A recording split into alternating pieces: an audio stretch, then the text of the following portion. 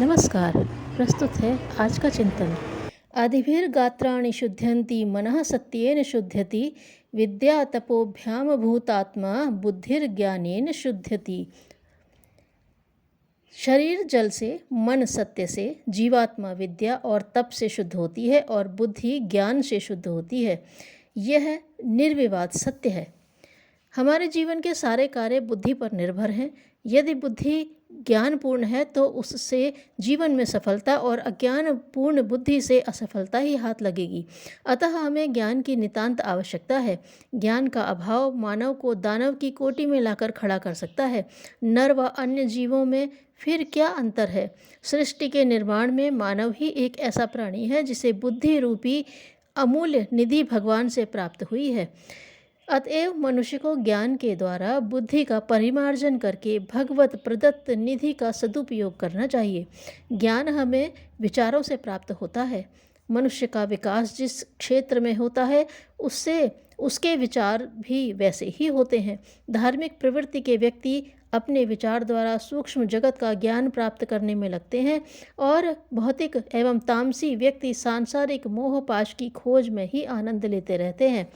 उत्कृष्ट जीवन बिताने के लिए सत्संग की आवश्यकता पड़ती है और सत्संग की खोज विवेकपूर्ण की जानी चाहिए, क्योंकि सत्संग की ओट में आज आडंबर अधिक है। अविवेकी व्यक्ति धर्मांधता में पड़कर सही निर्णय नहीं ले पाता। वास्तव में सत्संग वह है जो हमें उत्कृष्ट जीवन बिताने की प्रेरणा दे सके। आज मनुष्य का जीवन इतना व्यस्त है कि सत्संग का लाभ भी इन्हें गिने व्यक्ति ही उठा पाते हैं। इसके अतिरिक्त अपने निवास स्थान से दूर यदि श्रेष्ठ महान व्यक्तियों का सत्संग प्राप्त होता है तो वहाँ तक पहुँचने में भी हर व्यक्ति को कोई न कोई बाधा पड़ ही जाती है। दूर दूर के संत महात्माओं के दर्शन, वाणी, विचार प्राप्त करने का सौभाग्य हर किसी को नहीं मिल पाता। गरीब व्यक्ति धन से गरीब होने के कारण अपने मन को भी मार कर बैठ सकता है। बिना धन के साधन उपलब्ध नहीं होते, अतः अनेकों से सत्संग हर व्यक्ति के लिए दुर्लभ है। इन तमाम परिस्थितियों को देखते हुए जीवन निर्माण, चरित्र निर्माण के लिए दूसरा साधन स्वाध्याय रह जाता है। अच्छे विचार वाली पुस्तकों के अध्ययन से धनहीन, अपाहिजता, व्यस्तता आदि सभी प्रकार की स्थिति में लाभ मिल सकता है।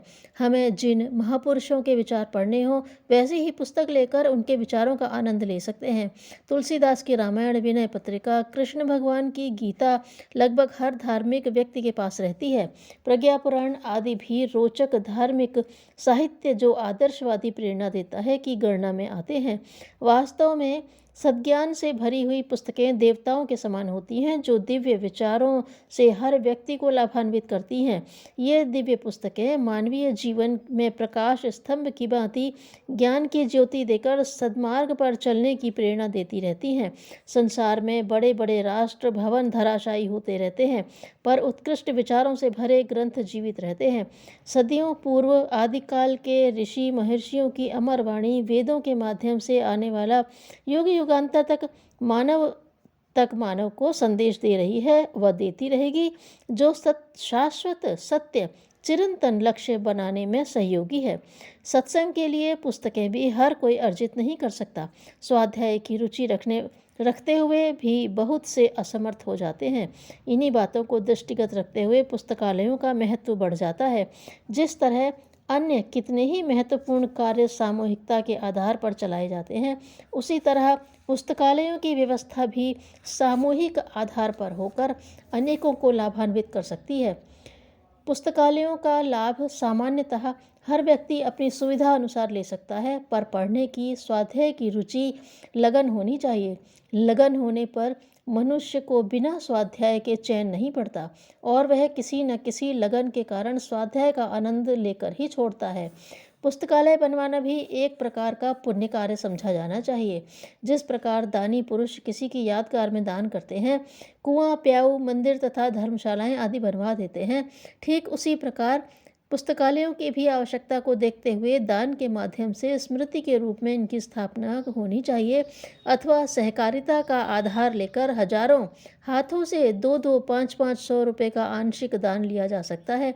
यही दान कौड़े कौड़े आंशिक से विस्तृत रूप में परिवर्तित होकर एक अच्छा पुस्तकालय तैयार हो सकता है। पुस्तकालय में पुस्तकों का चयन लोकोपचार की दृष्टि से करना चाहिए।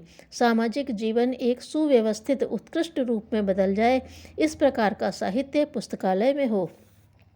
लोकमान्य तिलक, महात्मा गांधी आदि महापुरुषों से प्रेरणा मिलती है कि वे कितना स्वाध्यायी थे, जिन्होंने जेलों में भी अपने अमूल्य समय का सदुपयोग किया और नित्य कर्म में स्वाध्याय मनन को आवश्यक समझा। तिलक ने गीता रहस्य मांडले की जेल में ही लिखा था। जो स्वाध्याय से तप कर निखर जाता है, वही लेखनी चलाने में भी सामर्थ्यवान हो सकता है। जिन कार्यों के करने से विरोध बढ़े, उन्हें मत करो। धन्यवाद।